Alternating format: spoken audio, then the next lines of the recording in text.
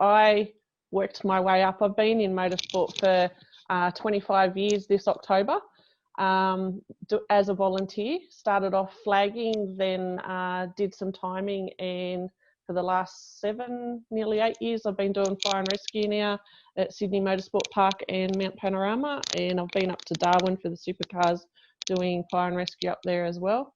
Absolutely love it. For the first 4 years, I was the only female on the fire and rescue team. I'm the only female that's rescue trained at Sydney Motorsport Park. So I have a bit of fun there.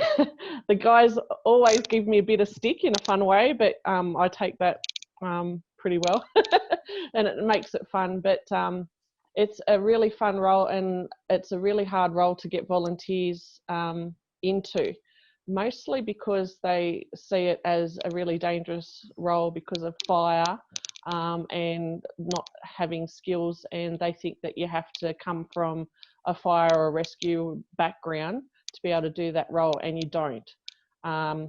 Whilst there's quite a few of us that have come from those backgrounds in RFS or fire and rescue, or through private companies that volunteer, there are quite a few of us that have just come into it from a volunteer standpoint as well, and we really encourage volunteers to look at fire and rescue, because a lot of them you'll see at events are getting a lot older and they're retiring, and a lot of the tracks we're getting very light on in that area to be able to do that role, and in some cases they've had to hire people from outside the motorsport world to fill those roles, because we haven't been able to get volunteer officials to fill those roles to actually allow an event to go ahead. So we really need to encourage volunteers to have a look at that area and reassure volunteers that you don't need any skills. You'll be trained at the tracks, and most tracks, well, I know the ones that we work at, we do 2 big training sessions a year, and then at club events we encourage the new volunteers to come along, and we pair them up with experienced ones in the team, and during the event we do training with them as well. We also train our flag marshals at Sydney Motorsport Park on how to use the extinguishers at the beginning of each year before an event, and we also train some of the drivers and teams that come to that track as well, if they haven't used extinguishers, so that when they're in the garages, if anything happens, or in pit lane, they know how to use them and be prepared as well. I don't know about other tracks, but at the tracks that I work at, we do have an age limit just because of the nature of the role. So we, it's not part of CAMS, because CAMS actually don't have any kind of regulations for fire and rescue as such, which we've been trying to push for quite a few years now. But we, at our tracks, as the SOPs for the tracks, have an age limit of 18. So you have to be 18 or older to be on the fire and rescue team, just because there is that extra element of difficulty dealing with fire. So we just need to make sure that we're keeping everyone safe, and they'll be able to handle those roles, especially on a mental level too, if we're dealing with an incident where drivers could be trapped in vehicles and things like that. Other than that, it's just a lot of fun. It's a lot of hurry up and wait type scenario because we don't actually get used much unless there is an incident. We never wish an incident, but yeah, sometimes it can get a little boring if nothing happens.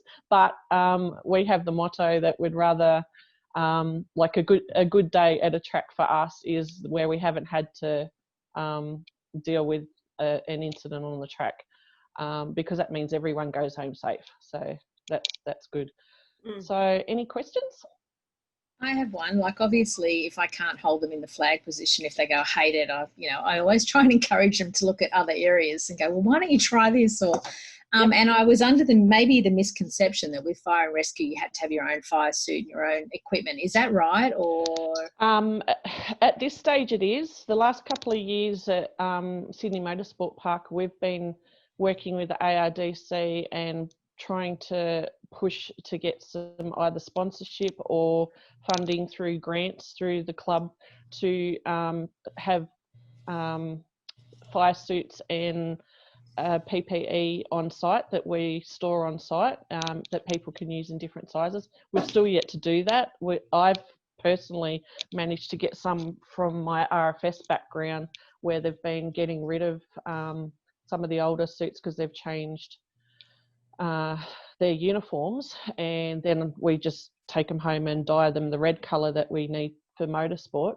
So we do have a few, but at this stage, if you do decide to stick with fire and rescue after trying it out, it unfortunately is quite expensive for your PPE, and we don't get any reimbursement for that at all. And because it's a volunteer role, it's hard to claim it back on anything either. So if you're anyone here, if you're talking to your tracks and the track managers, I really encourage you to try and get them on board, to try and get sponsors through the contacts that they have with the events, to try and get PPE for that role if you're using volunteer firefighters, because on average it's about $600 for your kit out of your own pocket to do fire and rescue, and that's for your special fire boots, your suit, your balaclava, your gloves, and it's usually a two-piece suit, and they have to be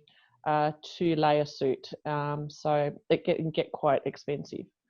So that's another reason why it's hard to get volunteers into that role, because they just don't have the funds to do that outlay. So everyone here, especially the ones that are looking at putting their hand up for the mentoring, I really strongly encourage you, if you use volunteers in this area, to get together with your track managers and see what they can come up with to try and help with that side of things, because that's one of the biggest deterrents on getting volunteers in that role.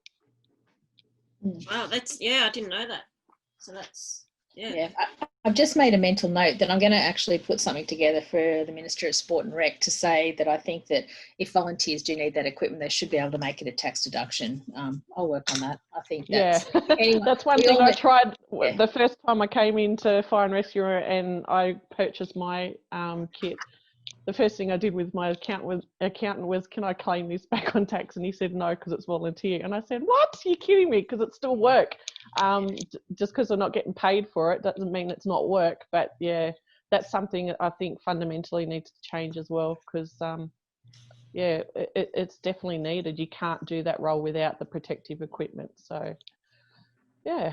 All right. Thanks everyone, and enjoy the rest of the meeting. Thanks heaps, Heather.